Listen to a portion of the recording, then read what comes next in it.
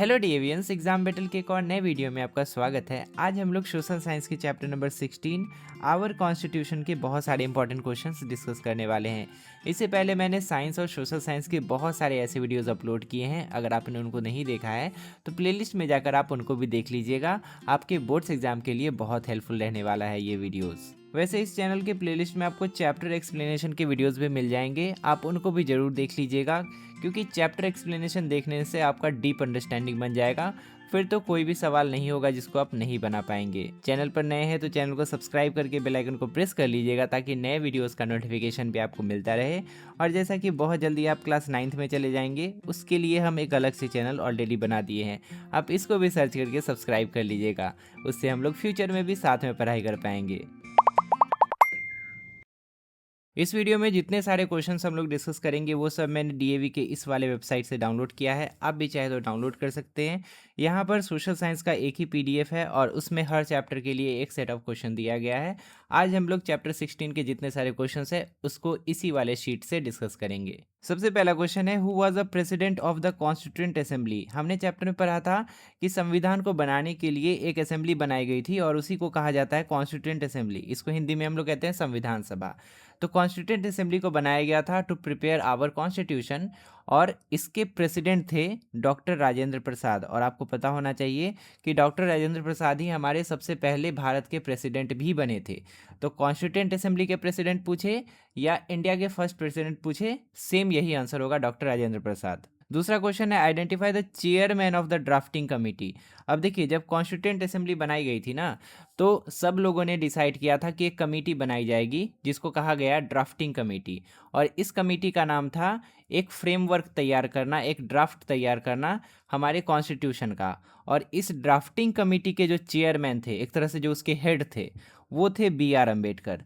तो आपको अच्छे से याद रखना है, कंफ्यूज नहीं करना है कि ड्राफ्टिंग कमेटी का चेयरमैन पूछे तो वो बी आर अम्बेडकर होंगे, और अगर आपसे पूछा जाए कि कॉन्स्टिट्यूएंट असेंबली के प्रेसिडेंट कौन थे तो वो डॉक्टर राजेंद्र प्रसाद होंगे। From which country we have borrowed the feature of written constitution. हमने किस कंट्री से रिटन कॉन्स्टिट्यूशन का जो फीचर है ये अडेप्ट किया है, ये बोरो किया है, ये आपको बताना है। तो देखिए, हमने पढ़ा था कि हमारा जो कॉन्स्टिट्यूशन है it is the adaptation of different different constitutions. अलग अलग संविधानों से जो अच्छी अच्छी बातें थी सबको हमने अपने हिसाब से ढाला और अपने संविधान में उसको शामिल किया। अब यहाँ पर जो आंसर हो जाएगा वो हो जाएगा यूएसए। यूएसए के पास एक रिटन कॉन्स्टिट्यूशन है और उसी को हम लोग भी फॉलो करते हैं। उसी तरह से हमने भी अपना एक रिटन कॉन्स्टिट्यूशन बनाया है। यूके के पास कोई रिटन कॉन्स्टिट्यूशन नहीं है, और आयरलैंड से भी हमने अडेप्ट किया है, वो हमने अडेप्ट किया है डीपीएसपी। डीपीएसपी यानी कि directive principles of state policy.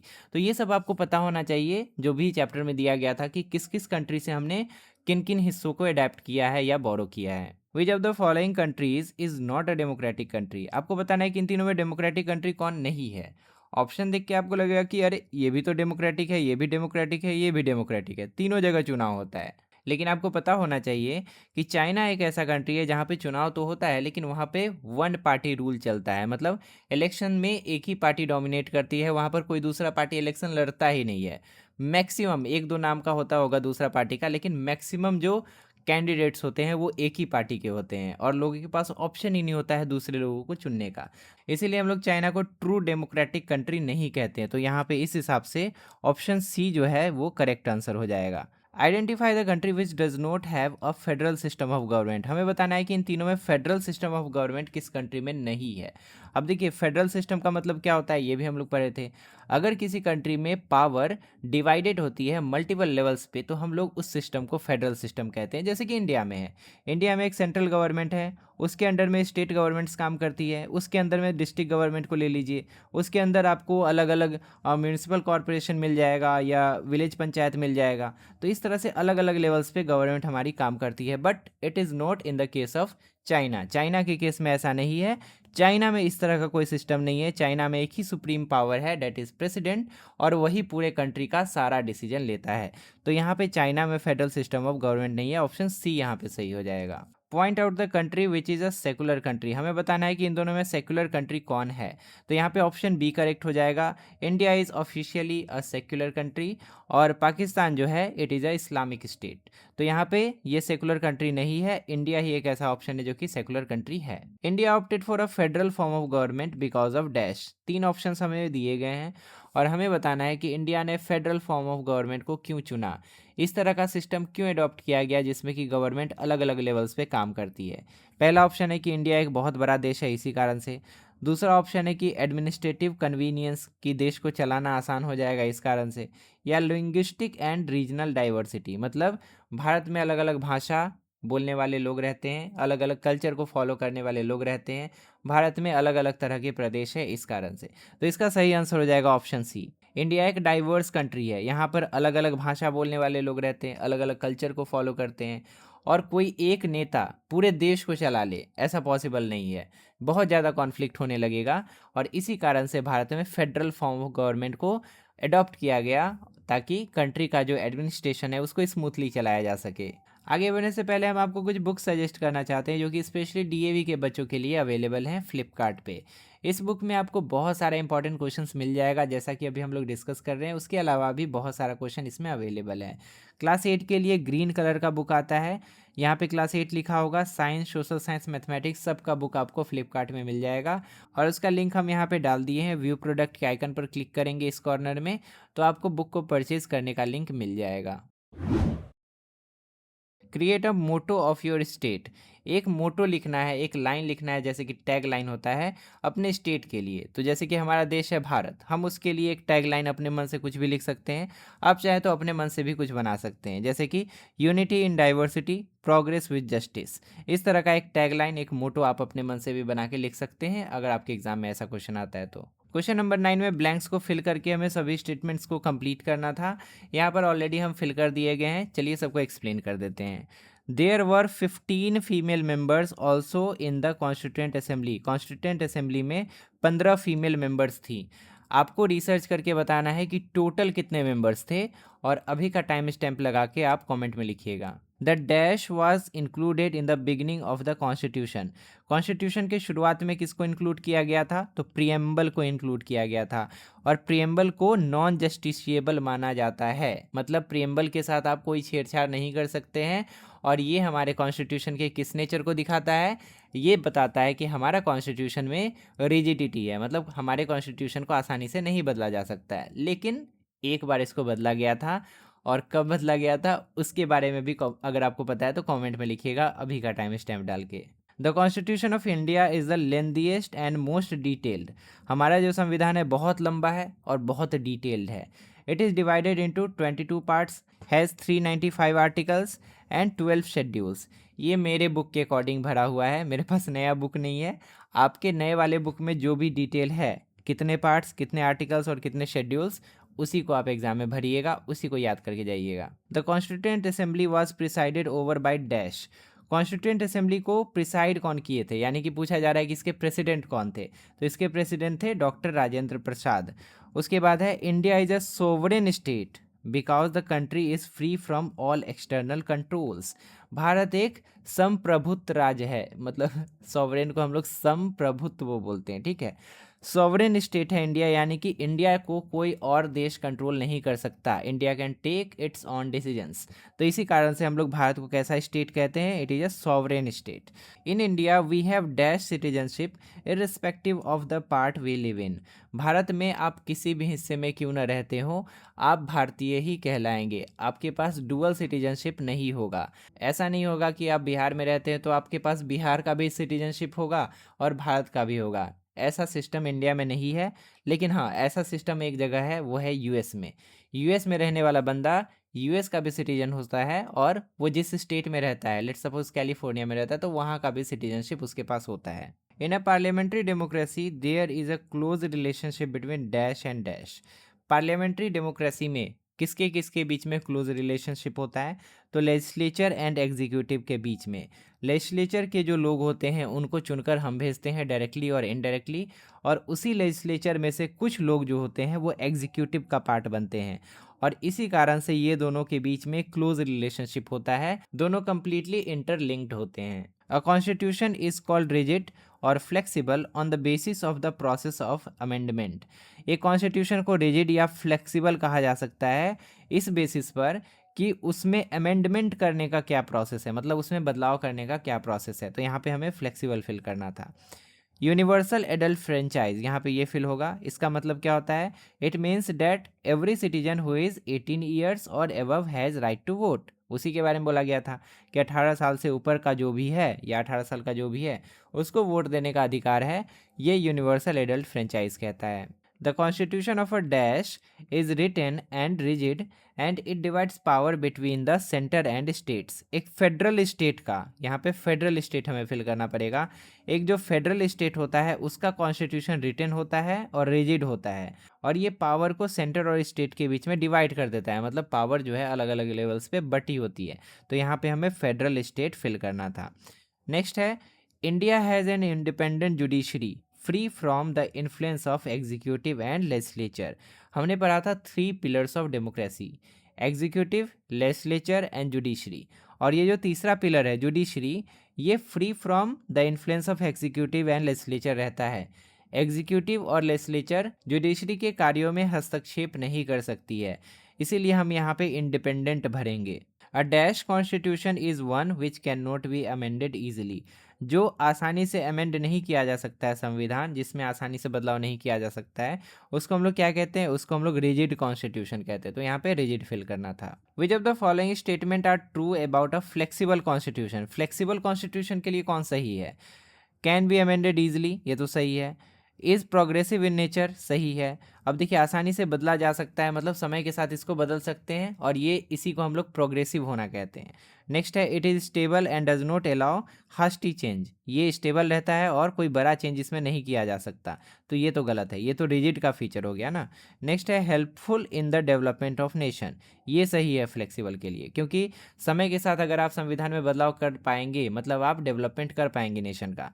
तो यहाँ पे फ्लेक्सिबल के लिए कौन कौन सही है? ए, बी और डी तीनों सही है। यहाँ पे A, B and D option D में है, हम इसको टिक करेंगे। Which one of the following is a feature of a democratic state. एक डेमोक्रेटिक स्टेट का फीचर कौन है, ये हमें बताना है।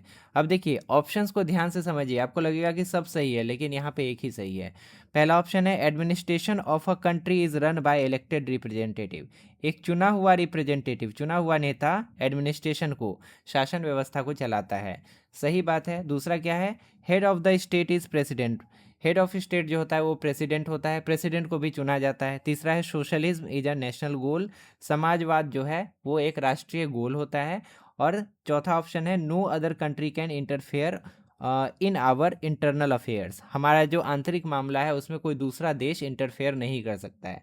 अब देखिए, अगर हम अपने देश के हिसाब से देखें तो ये चारों ऑप्शन सही है। हमारा देश जो है इसको भी फॉलो करता है, इसको भी फॉलो करता है, इसको भी फॉलो करता है, इसको भी फॉलो करता है। हमसे ये नहीं पूछा था कि हमारे इंडिया के लिए कौन सही है, हमसे ये पूछा था कि डेमोक्रेटिक स्टेट होने का क्या मतलब है। तो डेमोक्रेटिक स्टेट होने का मतलब ये होता है कि एडमिनिस्ट्रेशन को एक इलेक्टेड रिप्रेजेंटेटिव चलाता है, इसीलिए यहाँ पे केवल और केवल ऑप्शन ए सही होगा। अब हमसे पूछता कि रिपब्लिक होने का क्या मतलब होता है, तब हम लोग ऑप्शन बी को टिक करते कि हेड ऑफ स्टेट जो है वो प्रेसिडेंट है। अगर हमसे पूछता कि सोशलिस्ट स्टेट होने का क्या मतलब हुआ, फीचर ऑफ सोशलिस्ट स्टेट, तो हम लोग ऑप्शन सी को टिक करते, सोशलिज्म इज अ नेशनल गोल। और अगर हमसे पूछता कि सॉवरेन स्टेट होने का क्या मतलब हुआ, तो हम इसको टिक करते, no other country can interfere in our internal affairs. तो आपको 4 चीज़ तो अच्छे से याद रखना है कि रिपब्लिक होने का क्या मतलब होता है, उसके बाद डेमोक्रेटिक होने का क्या मतलब होता है, सोशलिस्ट होने का क्या मतलब होता है, और चौथा कौन सा बच गया? ये कौन सा था? हाँ, सॉवरेन होने का क्या मतलब होता है। तो ये जो 4 वर्ड्स हम लोग पढ़े थे प्रियम्बल को जब हम एक्सप्लेन किए थे उसमें, वो आप अच्छे से एक बार देख लीजिएगा और याद कर लीजिएगा। क्वेश्चन 12 में एनालॉजी वाला क्वेश्चन है।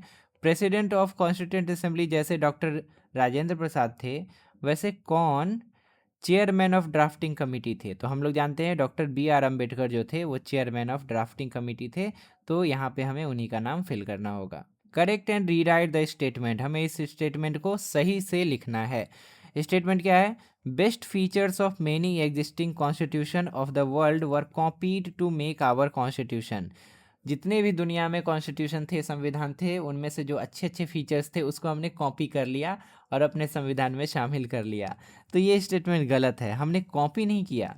कॉपी करने का मतलब अलग होता है और एडेप्ट करने का मतलब अलग होता है। जैसे कि कुछ कुछ मूवीज़ को आप देखेंगे कि एकदम scene by scene, step by step copy आपको मिलेगा, तो वो कॉपी हो गया। और एडेप्टेशन का मतलब होगा कि थोड़ा सा कॉन्सेप्ट किसी मूवी से उठा लिया, थोड़ा सा कॉन्सेप्ट किसी मूवी से उठा लिया, और सबको मिक्स करके एक अलग ही, एक नया ही मूवी बना दिया। मतलब उसमें अगर आप दिमाग लगाएंगे तो लगेगा कि हाँ अरे ये सीन तो उस मूवी में भी था। तो ये होता है अडेप्ट होना, ठीक ना। और कॉपी होना अलग चीज़ होता है। तो यहाँ पे करेक्ट स्टेटमेंट क्या हो जाएगा? The best feature of many constitution of the world were adapted and modified to suit Indian needs. इसको अडेप्ट किया गया और इंडियन नीड्स के हिसाब से, भारत की ज़रूरतों के हिसाब से इसको मॉडिफाई किया गया वाइल फ्रेमिंग आवर कॉन्स्टिट्यूशन, हमारे संविधान को बनाते समय। तो ये हो जाएगा correct statement. True false time statements हमें दिए गए हैं और ट्रू होगा कि फॉल्स होगा उसको हमें यहाँ पे लिखना था। ऑलरेडी आंसर हम लिख दिए हैं, बस एक्सप्लेन कर देते हैं, अच्छे से समझिएगा। The constitution has abolish the practice of untouchability. हमारे कॉन्स्टिट्यूशन ने अनटचेबिलिटी को एबॉलिश कर दिया गया है। अकॉर्डिंग टू आवर कॉन्स्टिट्यूशन अगर कोई छुआछूत को बढ़ावा देता है, इट इज़ अ क्राइम। इस हिसाब से ये स्टेटमेंट जो है सही होगा। All religions are equally considered in India. Bharat में हर धर्म को समान माना जाता है, ये स्टेटमेंट भी सही है।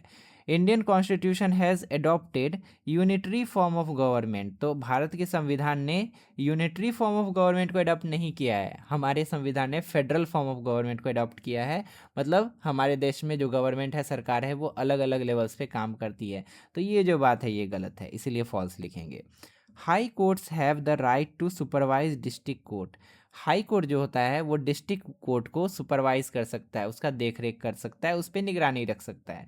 तो ये बात सही है, हाई कोर्ट ऊपर है, उसके नीचे डिस्ट्रिक्ट कोर्ट आता है, तो ये तो उसका निगरानी रखेगा ना, तो ये स्टेटमेंट सही है।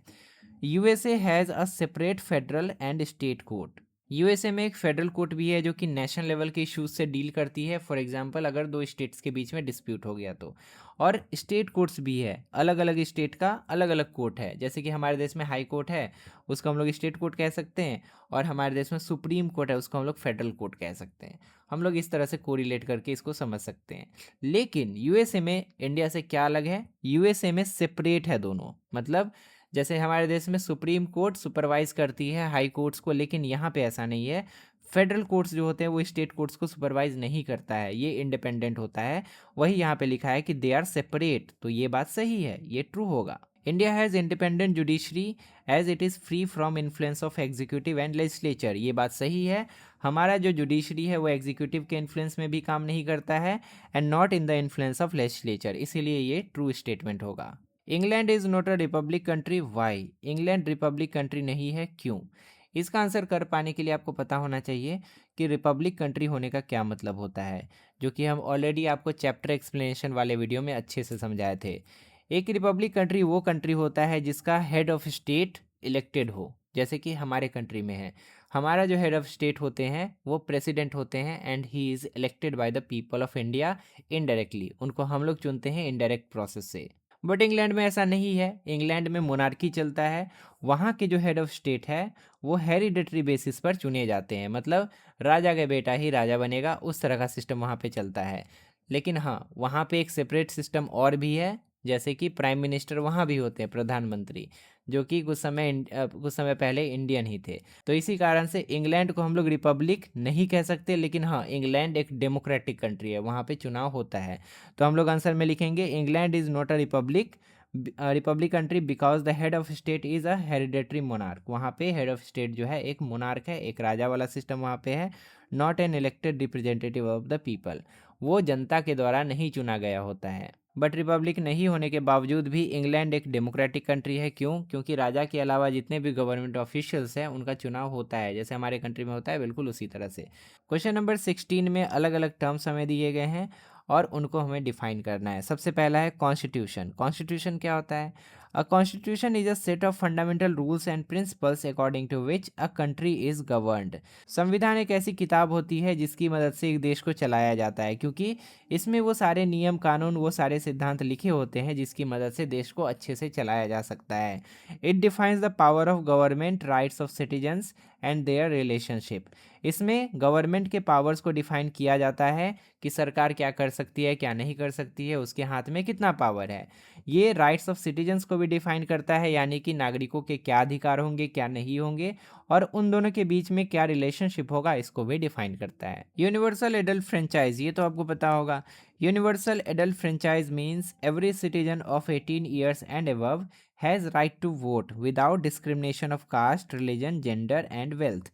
किसी भी तरह का डिस्क्रिमिनेशन आप नहीं कर सकते हैं। अगर एक व्यक्ति 18 या उसके ऊपर का है तो उसके पास अधिकार होता है कि वो वोट कर सकता है। हाँ, लेकिन उसके लिए कंडीशन है कि वो सिटीजन होना चाहिए उसी देश का।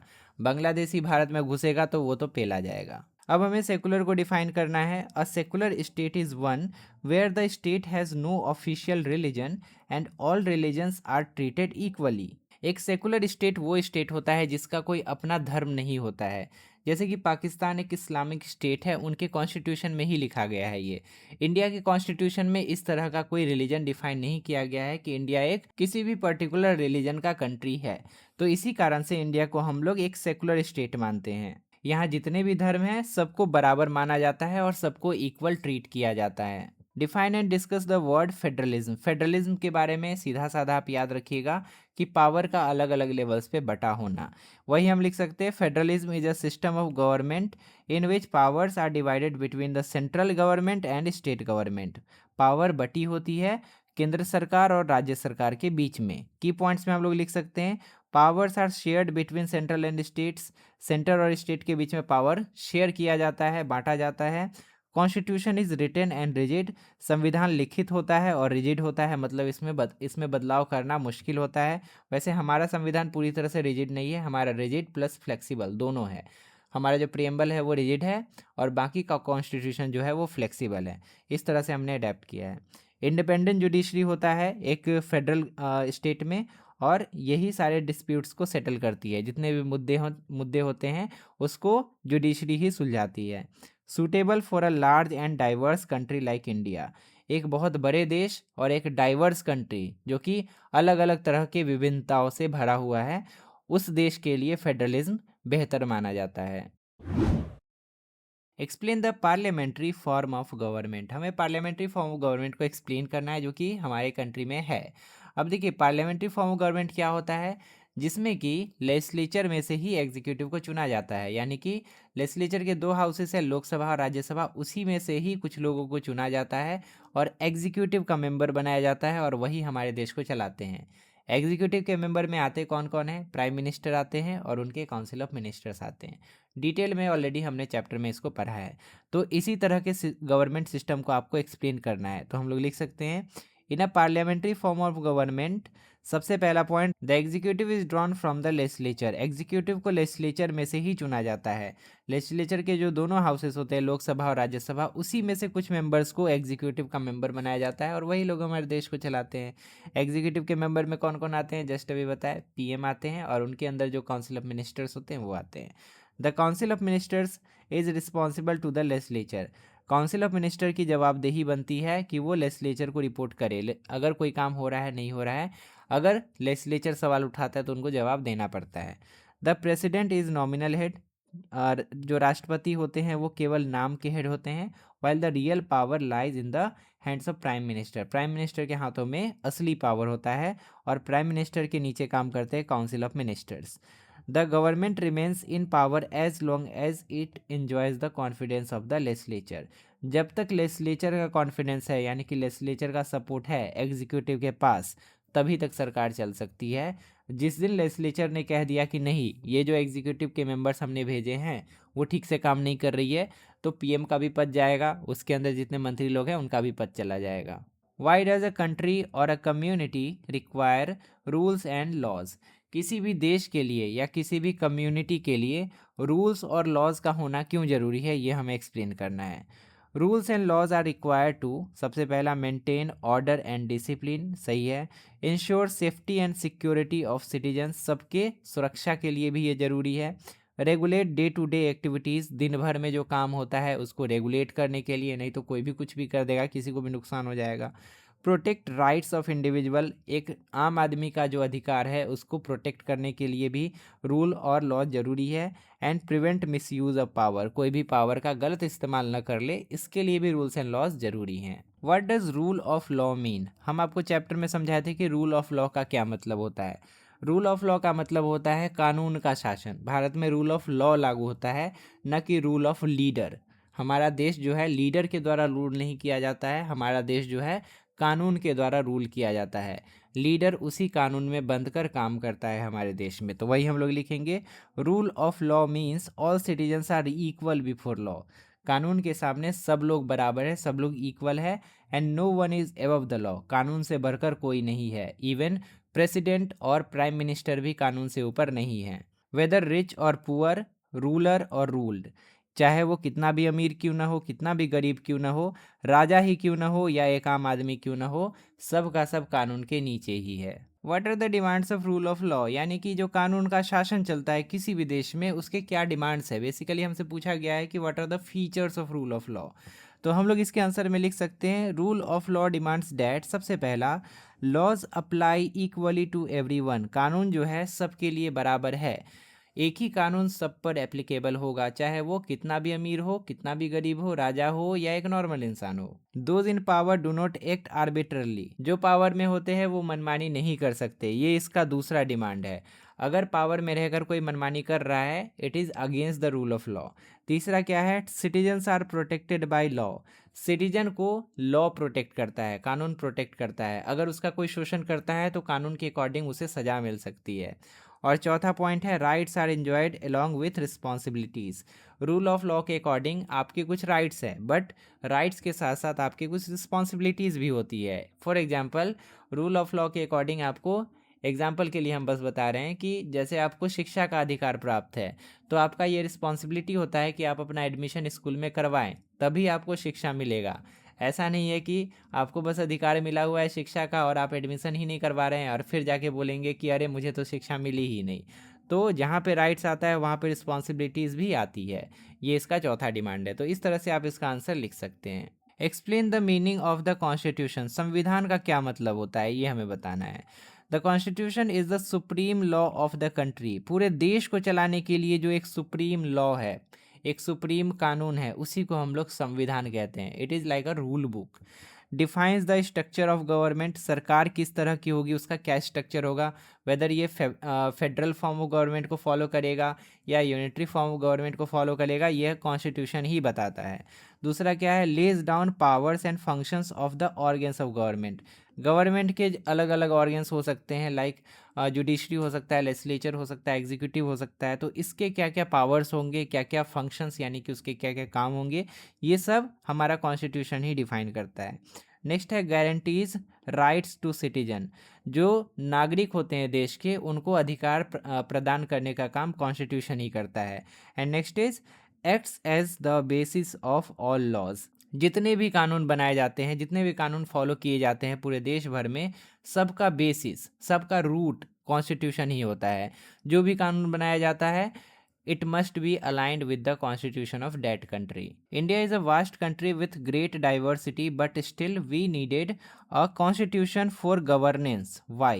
इंडिया बहुत बड़ा देश है, यहाँ पे डाइवर्सिटी भी भर भर के है, मतलब अलग अलग भाषा, अलग अलग कल्चर को फॉलो करने वाले लोग रहते हैं यहाँ पे। ऐसे देश में गवर्नेंस को चलाने के लिए हमें कॉन्स्टिट्यूशन की ज़रूरत क्यों पड़ी, ये हमें बताना है।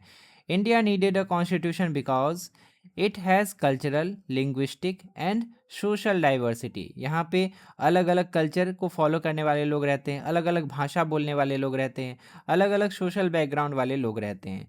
अ common framework was needed to ensure unity, हमें एक ऐसा फ्रेमवर्क चाहिए था, हमें एक ऐसा रूल बुक चाहिए था जो कि हर तरह के लोगों के अकॉर्डिंग हो, हर तरह के लोगों को साथ में लेकर चल सके, यूनाइट कर सके। It provides rules acceptable to all, इसमें ऐसे ऐसे रूल्स हैं जो कि सबको मान्य हैं, सब उसको फॉलो कर सकता है। It ensures justice, equality and freedom, ये इंश्योर करता है कि सबको न्याय मिले, सबको समानता का अधिकार मिले और सबको आज़ादी मिले। It prevents misuse of power, और ये जो कॉन्स्टिट्यूशन है ये पावर के मिसयूज़ को भी प्रिवेंट करता है, कोई भी इसका गलत इस्तेमाल नहीं कर सकता है, चाहे वो कोई भी हो, चाहे उसके पास कितना भी पावर हो। How is the Indian constitution different from that of France, the United state and Britain, Bharat का जो संविधान है वो फ्रांस के संविधान से, यूएस के संविधान से और ब्रिटेन के संविधान से कैसे अलग है, ये हमें बताना है। The Indian constitution is a written and lengthiest constitution. हमारा जो संविधान है लिखित है और सबसे लंबा कॉन्स्टिट्यूशन है, while Britain has an unwritten constitution. Britain का जो यूके का जो संविधान है वो अनरिटन है, लिखित रूप में वो अवेलेबल नहीं है। The constitutions of France and USA are the result of political revolutions. France में और यूएसए में रिवॉल्यूशन हुआ था, बहुत बड़े स्तर पे आंदोलन हुआ था और उसके बाद कॉन्स्टिट्यूशन का निर्माण हुआ था। Whereas the Indian constitution is the result of detailed deliberations by the constituent assembly. लेकिन हमारे देश में संविधान बनाने के लिए कोई आंदोलन नहीं हुआ था, संविधान बनाने के लिए प्रॉपर तरीके से कॉन्स्टिट्यूंट असेंबली बनाई गई थी, अच्छे से डिस्कशन हुआ था और उसके बाद हमारा संविधान बन के तैयार हुआ था। चैप्टर में हम लोग पढ़े भी थे। India has borrowed and adapted the best features of many constitutions making it unique.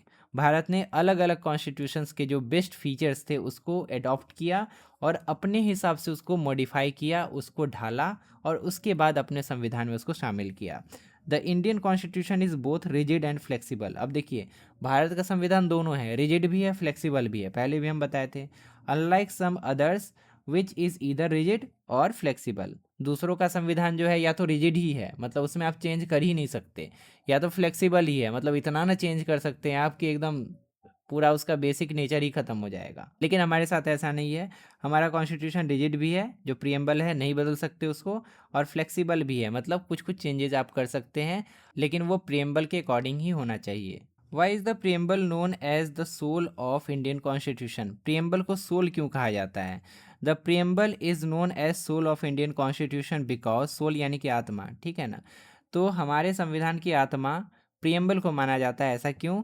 It states it states AIIMS, objective and ideals of the constitution. हमारे संविधान का क्या एम है, क्या लक्ष्य है, ऑब्जेक्टिव क्या है, आइडियल्स क्या है, सिद्धांत क्या है, इनकी इसके आदर्श क्या है, ये सब हमारा जो प्रियम्बल है ये डिफाइन करता है। हमने प्रियम्बल में अलग अलग वर्ड्स पढ़ा था, सोशलिस्ट होना, सेकुलर होना, डेमोक्रेटिक होना, रिपब्लिक होना, उसके बाद सॉवरेन होना, ये सब जो टर्म्स थे ये हमारा प्रियम्बल ही हमारे कॉन्स्टिट्यूशन के बारे में डिफाइन करता है।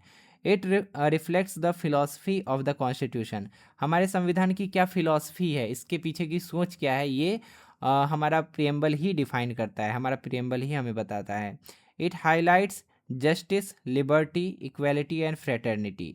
ये इन चार टर्म्स को हाईलाइट करता है। जस्टिस यानी कि सबको न्याय मिले, लिबर्टी यानी कि सबको स्वतंत्रता मिले, इक्वालिटी यानी कि सबको समानता मिले, और फ्रेटर्निटी यानी कि भाईचारा हमारे समाज में बढ़े। It helps courts in interpreting the constitution.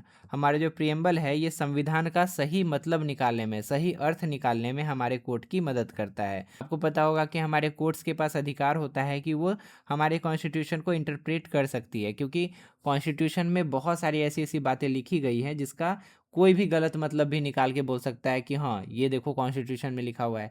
लेकिन जो भी बात हमारे कॉन्स्टिट्यूशन में लिखा गया है उसका सही मतलब क्या होगा वो कोर्ट डिसाइड करती है। At times it appears that India is not really a federation but a unitary state. Justify. हमें लगता है कि इंडिया में फेडरल फॉर्म ऑफ गवर्नमेंट नहीं है, एक्चुअल में ये यूनिटरी स्टेट है। इसका क्या रीज़न है? तो इसका रीज़न हम लोग पढ़े थे चैप्टर में। India has a strong central government. Bharat में क्या है? स्ट्रॉन्ग सेंट्रल गवर्नमेंट है। सेंट्रल गवर्नमेंट इतनी पावरफुल है जैसे लगता है कि federal form of government Bharat में है ही नहीं, मतलब वही सब काम करती है, स्टेट गवर्नमेंट का कोई वैल्यू ही नहीं है। लेकिन क्या ऐसा है? नहीं, ऐसा नहीं है। स्टेट गवर्नमेंट भी अपने जगह पे पावरफुल होती है। ड्यूरिंग एमरजेंसीज, जब इमरजेंसी लगता है, the centre becomes more powerful. Emergency के केस में सेंट्रल गवर्नमेंट जो होती है ज़्यादा पावरफुल बन जाती है, तो वो इमरजेंसी के केस में होता है, हमेशा ऐसा नहीं होता है। नॉर्मल कंडीशंस में सेंटर अपने जगह पे, स्टेट अपने जगह पे है। The centre can change state boundaries. Centre जो है स्टेट के बाउंड्री को बदल सकती है, उसके पास ये अधिकार है। और उसके बाद हम लोग लिख सकते हैं state depends on centre for financial assistance. जो स्टेट होती है वो पैसे के लिए सेंटर पे ही डिपेंड करती है। जो बजट एलोकेशन होता है, कितना पैसा स्टेट को मिलेगा, वो सेंटर ही डिसाइड करती है। तो ये सब कुछ फीचर है, ये सब कुछ कारण है जिसके कारण हमें लगता है कि सेंटर ज़्यादा ही पावरफुल है। तो ये सब पॉइंट हम लोग लिख सकते हैं। Therefore India is called a federation with strong centre. India को हम लोग फेडरेशन मानते हैं बट इसका सेंटर जो है काफ़ी पावरफुल है। India has a single integrated judicial system, explain. हमें बताना है कि इंडिया में सिंगल इंटीग्रेटेड जुडिशियल सिस्टम है, यानी कि एक पूरा नेटवर्क है कोर्ट्स का जो कि एक दूसरे से कनेक्टेड है, जुड़ी हुई है, और ये एक ही सिस्टम है। ऐसा नहीं कि अलग अलग कोर्ट्स का सिस्टम है और सब एक दूसरे से इंडिपेंडेंट है। इस तरह का सिस्टम हमारे देश में नहीं है, अनलाइक यूएसए में वैसा है। लेकिन तो इसके आंसर में हम लोग लिख सकते हैं India has one single judicial system, एक ही network of judicial system India में काम करता है।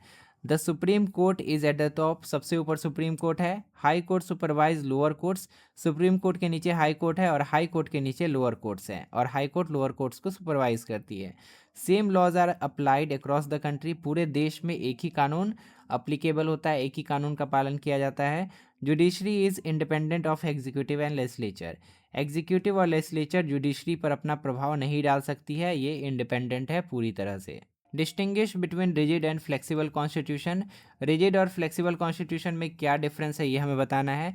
तो जो रिजिड कॉन्स्टिट्यूशन होता है can not be amended easily, इसमें आप चेंज नहीं कर सकते। स्टेबल इन नेचर, ये स्टेबल होता है, बदलता ही नहीं है। प्रिवेंट्स हास्टी चेंजेस, कोई भी बदलाव करने से ये प्रिवेंट करता है, रोक देता है। अमेंडमेंट प्रोसीजर इज़ डिफ़िकल्ट, अगर आप करना भी चाहे बदलाव तो काफ़ी डिफ़िकल्ट होता है इसका अमेंडमेंट प्रोसीजर। फ्लेक्सिबल कॉन्स्टिट्यूशन का क्या क्या फीचर है, ये आसानी से अमेंड किया जा सकता है। प्रोग्रेसिव इन नेचर होता है, समय के साथ ये बदलते रहता है। हेल्प्स इन डेवलपमेंट, जब समय के हिसाब से बदल पा रहा है मतलब ये डेवलपमेंट में भी हेल्प करेगा। And amendment procedure is simple, और जो भी बदलाव करना होता है उसको बदलने का तरीका काफ़ी आसान होता है, कॉम्प्लेक्स नहीं होता है। और हमारे जो कॉन्स्टिट्यूशन है रिजिड और फ्लेक्सिबल दोनों है, मतलब हमारे कॉन्स्टिट्यूशन में ये चार, मतलब इधर का भी फीचर है, इधर का भी फीचर है। Whenever the need was felt, the Indian Constitution was suitably amended to achieve national goals.